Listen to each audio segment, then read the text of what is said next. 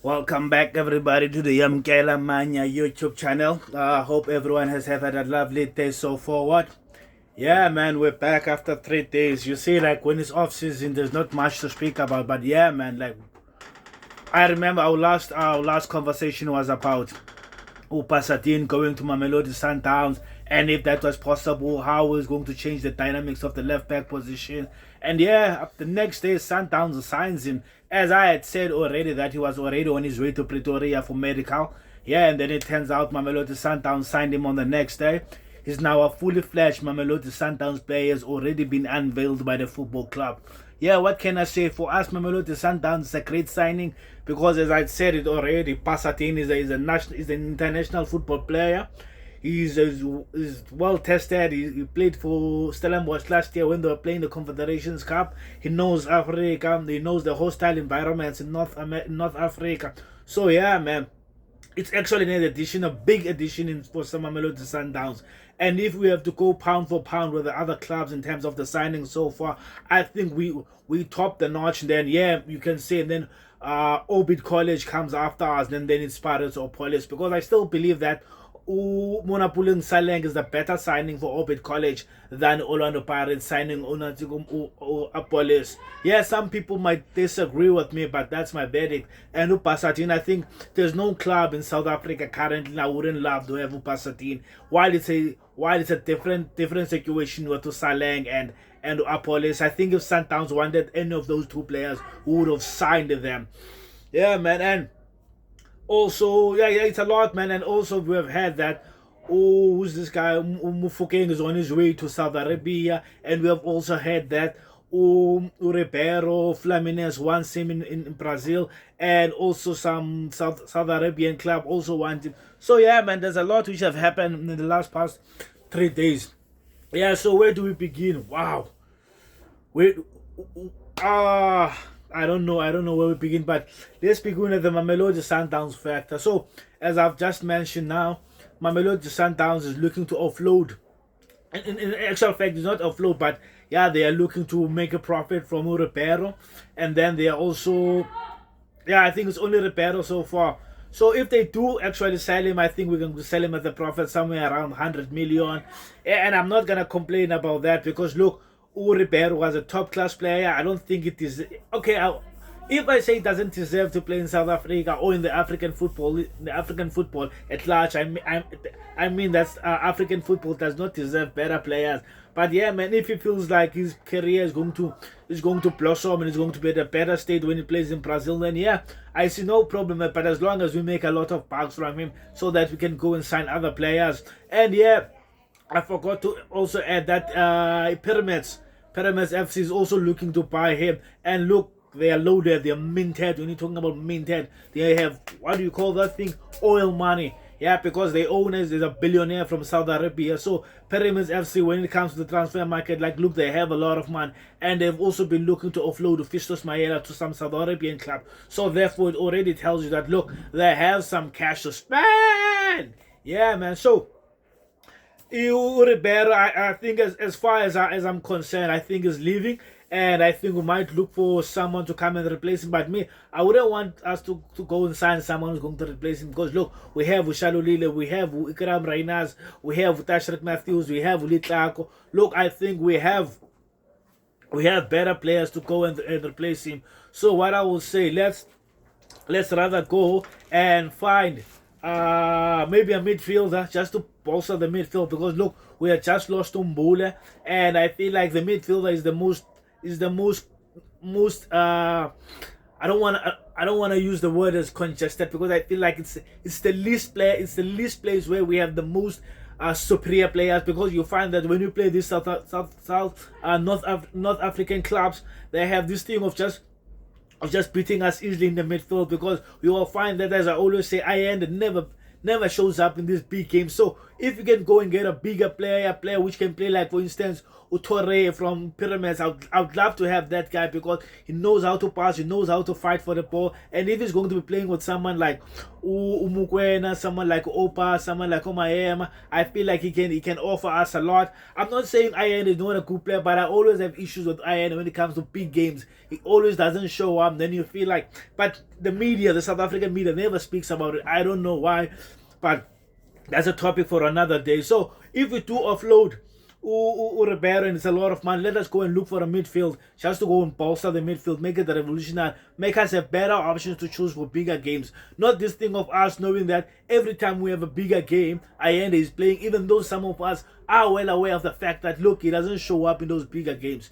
So yeah, man, and then let's look at the left back position. Look, if I'm Shabangu, or if I'm Mashego, I'm Shabangu now. If I am Mashego, I'm already speaking with my agent, looking at the other options which are available for me, because look, he's not gonna play at Mamelodi Sundowns.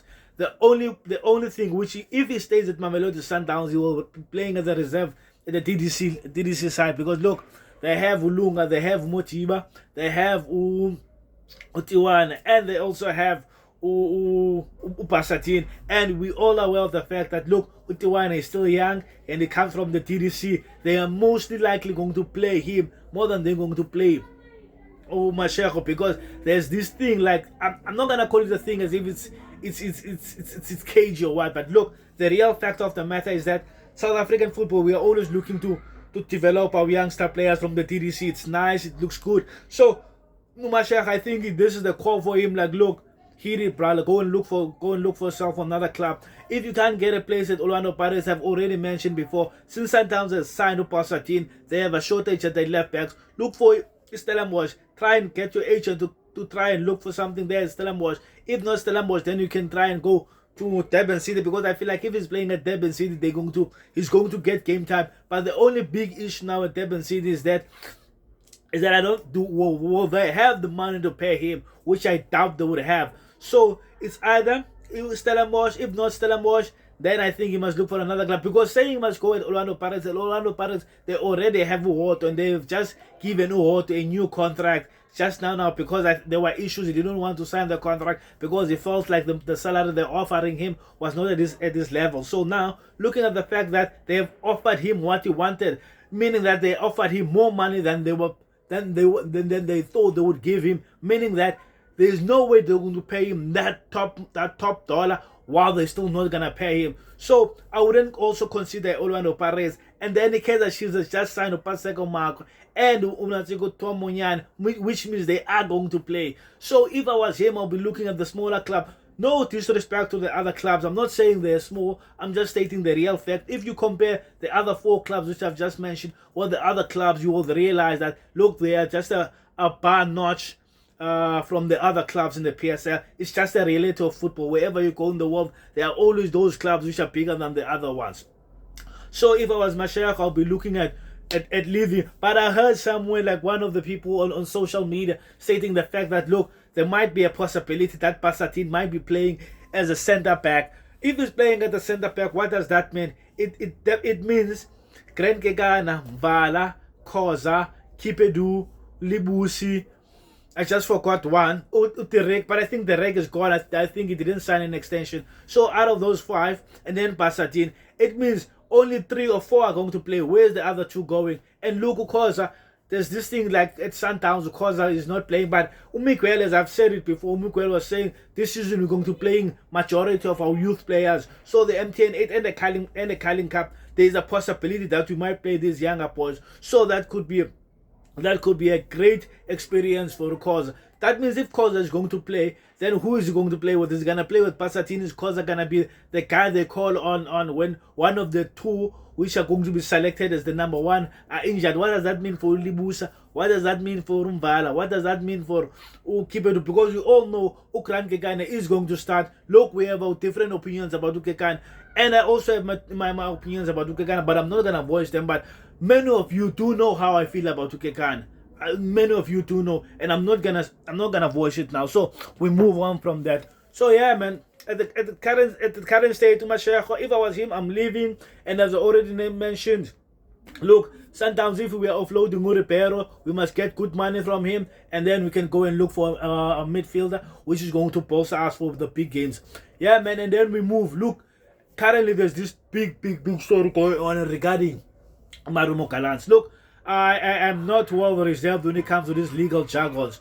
So what I've heard is just that his clearance was not handed out by his previous clubs for him to go play at Mashego and Riebero, meaning that he was never supposed to be at Mashego and Riebero from the beginning. And apparently Mashego and Riebero played 26 games with him, and then I don't know how many points they got, but apparently from all those teams which got from all those teams which got points from Mashego and Riebero will be deducted points. But what I don't know is how those teams which lost against Mashego and Riebero will be given points, because it necessarily doesn't make sense. Because what are you trying to say? Are you trying to say that that team might have won if that player was in there?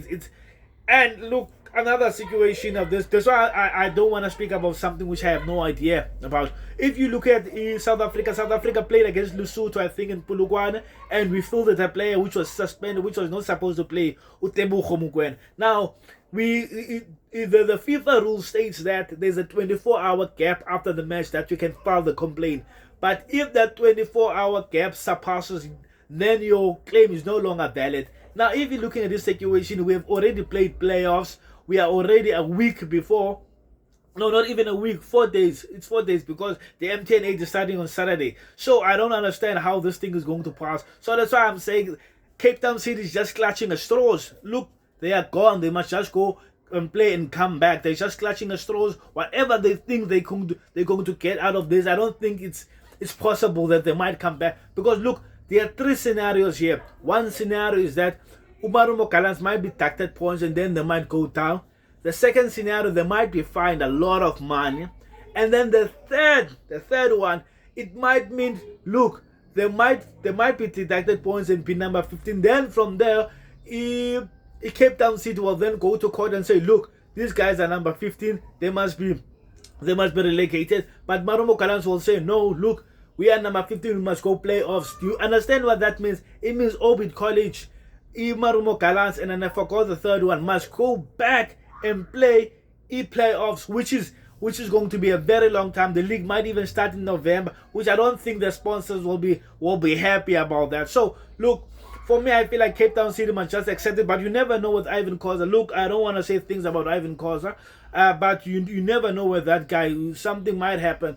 Yeah, man. So that's the thing. And Cape Town City is also in the TC with Velepai. They still don't want to release Velepai. There's a lot going on with Cape Town City. Look, John Committee, I've noticed now he's like a, what do you call those people? Those people with a lot of money who never gives up. It never gives up. You always find loopholes, and I'm telling you, his lawyers are good. Because why did they go and play the playoffs but they knew there was something like this? It's as if like, look, we have lost. Go find something we can use against these people. I'm not going down. For me, it feels like that. It feels like that. Yeah, man. So that's all I have for now. Other than the fact that Mufukeng, there's also a possibility that is also going to Saudi Arabia. Look, guy, go mint the cash, go become a millionaire. You come back, then you can buy your mother big hell of a house somewhere in Constantia for 28 million. For those who know about it, yeah, just keep it to yourself. Yeah, man. So yeah, that's all. And look, what else can I add? That's all so far. There's nothing more to add. Oh, look, I've also noticed that the Durban City is signing a lot of players. Yeah, I'll probably do another video tomorrow about the signings which Durban City have made, because I like what Gavin is doing.